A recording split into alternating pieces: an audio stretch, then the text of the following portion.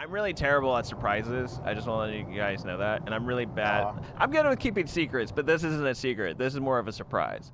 I'm going to a Simpsons writer's wedding this summer, and I'm afraid of how many quotes and the whole encyclopedia of library things that I'm going to blurt out with him when I see him.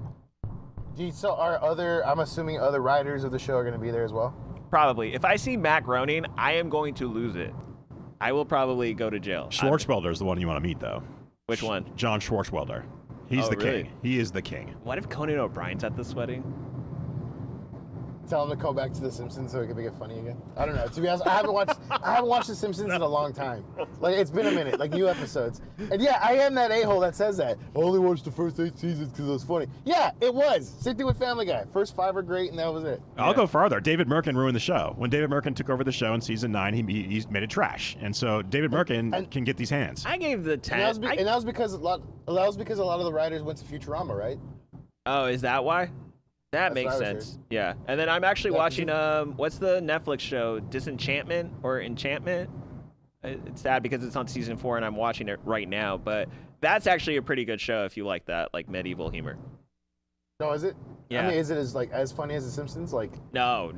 It's not as funny, but like they get away with stuff because it's Netflix, so it's pretty funny. Now let me ask you this. What made it like so lethal, like comedy-wise? Like it's we could go back to any clip and we're gonna laugh as hard as the first time we saw it. You know how hard that is to do? Like, what made it like that? It's like so like how you remember the little things in the lines, like you're a wordsmith, so you appreciate the word craft. As a guy that spent a lot of his radio career in radio, or like I should say just my work career in radio, I appreciate the sound effects. So I'm not sure if you remember where like it's the Japanese episode where Mr. Sparkle, right? Yeah, before they absolutely. go to Japan, it's the library scene where Homer goes up to the librarian and goes like, "Excuse me, do you have a phone book for long distance calls to Japan?" And he's like, "Yes, sir." And he puts it right here. He goes, "Also, do you have a phone?" And the guy goes, "Is it for a long distance call?" And he goes, no. And so then the sound effects comes into play, and I always lose my S whenever it comes to this, where he's like phone dialing and like looking down real quick. So I was like, beep, beep. Oh yeah, I remember. It keeps going, huh? And then the little subtle thing that makes the scene even better is the librarian's there, and you see him, but then the little foot patter step away. It's up, but that part loses me every single time. Or like the one with the gruff, or the dog goes ruff, ruff, ruff, ruff, ruff. Brought to you by ruff, ruff, ruff, ruff. And then Homer says, "Oh, that dog sure can't sell." And they literally, my favorite part is they show the report, and it's like about parasites in the food. And so Homer has that, and then they go back, and so Lisa's like, "Dad, you have a case. You should call them." And it's the dog barking again, like, "Ruff, ruff." "Dad!" He's like, "Quiet, Lisa. The dog is barking."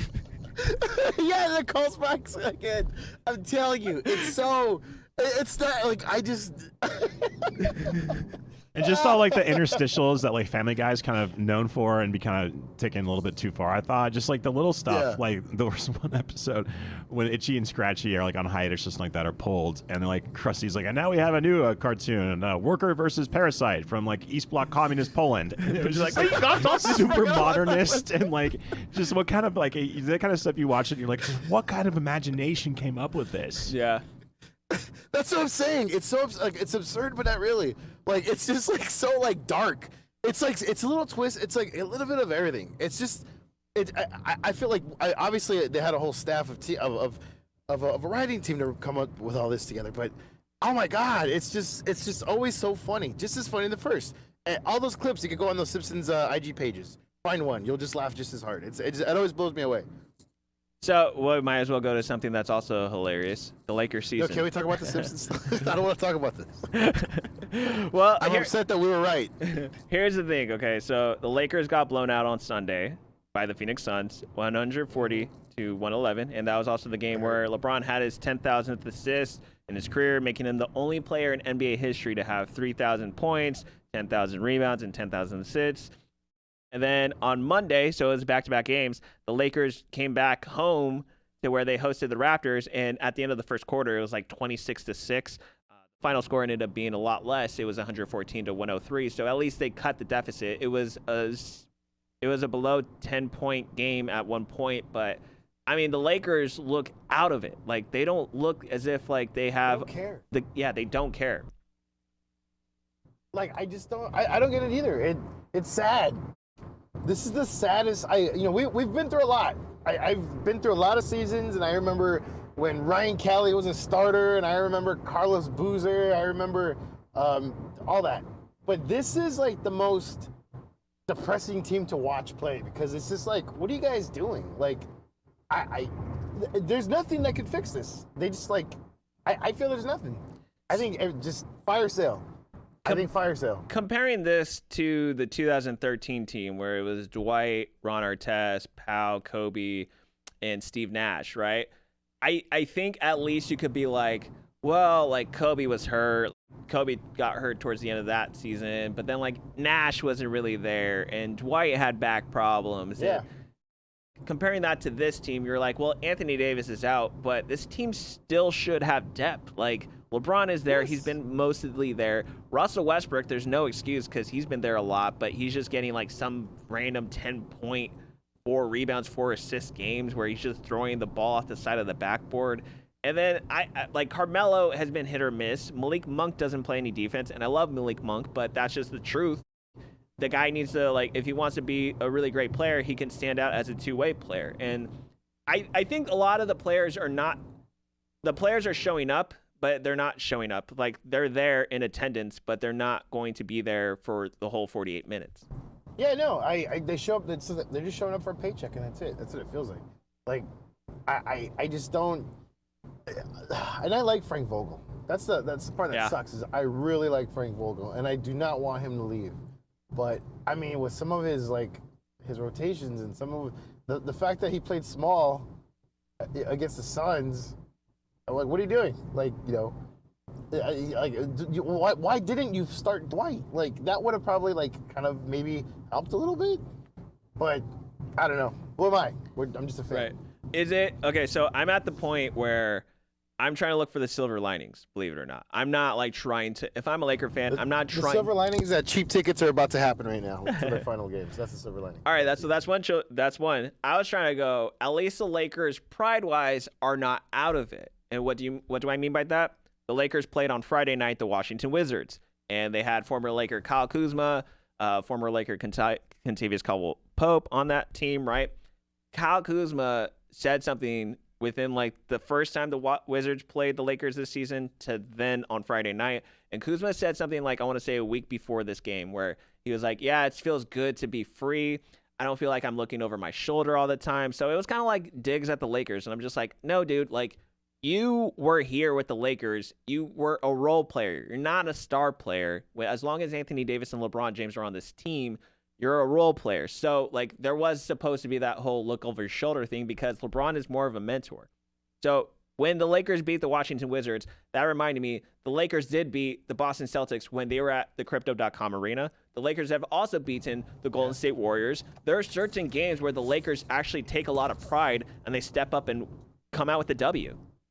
But only when they want to, though. Yeah. It's only when they want to. Like, that's why I figured, I was like, okay, maybe this team's just that team where they're going to, they'll get it together for the playoffs and they'll go on a run and, all that kind of stuff. No, this is like what, they lost 10 straight away games? Like, yeah. Who are you guys? Like, where's your identity, if anything? There's no identity.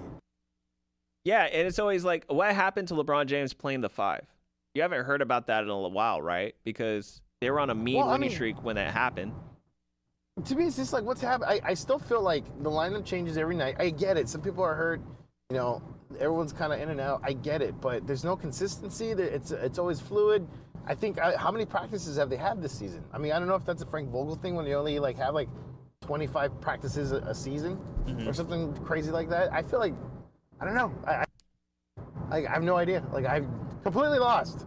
I feel, I don't know if this was going to be the next topic, but I feel it might be time for them to sell the Lakers to a billionaire ownership. Are you talking about Jeannie Buss? Yeah. I don't know, as much as I do not want that. I absolutely do not. But here's the thing. We could have had an Alex Caruso. We could have had a different lineup. We had everything, but they kept it cheap and they didn't want to spend money. But they didn't want to pay luxury tax. That's why Caruso dipped, because they didn't want to pay for Alex Caruso, even though he wanted cheaper. They're gonna get him cheaper. Stuff like that. But here's the thing, okay? Like, this is the thing that pisses me off. If they were supposed to be cheap, right? If they were supposed to be cheap, then why did they go for Russell Westbrook? Because you could have made everything fit by getting Alex Caruso, even a DeMar DeRozan. You could have probably finagled a Kyle Lowry in for a cheaper bet. Like, you could have had players that were about the team and not about their egos. As much as it's kind of been a car fire, like a tire fire, excuse me, like, as much as it's been a tire fire for this season, Carmelo Anthony actually has some symbolism towards this team. And I mean that in a positive way, because LeBron and Carmelo grew up since the high school years, and then LeBron gave his 10,000th assist to Carmelo Anthony. So as much as like you want Carmelo Anthony to be an all-around player, this year I really feel as if it's not like a going away tour, but it feels like we're just more spending time celebrating Carmelo for what he is and for his career, if that makes sense. I'm all about Melo, to be honest. I love him off the bench. I think he's been, he's a good. We got him for what he's good for, and it's not like he's gonna win. He's not gonna win his championship. Those days are gone. Yeah. I mean, if they were even there, but as far as like, a lot of this is LeBron's fault. Let's say it, because it kind of is. He's the one that wanted Westbrook. So from my understanding, the deal for Buddy Hield was like set, and all they're gonna sign that. Like, that's what pissed off Sacramento so much, from what I've heard. So the fact that but until all of a sudden LeBron's like, hey, let's get Westbrook instead. We had lunch and we think we could do this. And obviously it didn't work out. But this isn't. That's why I kind of feel like, I don't know. It's weird. It feels like almost like a sabotage. Like, Clutch is going, oh, we're mad at the Lakers. Oh no, we're not. And then with LeBron and and all this kind of stuff. That's why it's like, I feel like they're just trying to save his image, save LeBron's brand, not, make him seem like it's everywhere he goes, he does this. Yeah, he does. And he would, obviously. If I had a team, I would want him to do that, because he's LeBron James. I'm not dumb. Tying this back into The Simpsons, by the way, like, who is he? What have I said before? LeBron James is literally the monorail guy. He literally cashes his money, and then as soon as the city's about to fall apart, he dips with the freaking briefcase. That's LeBron James.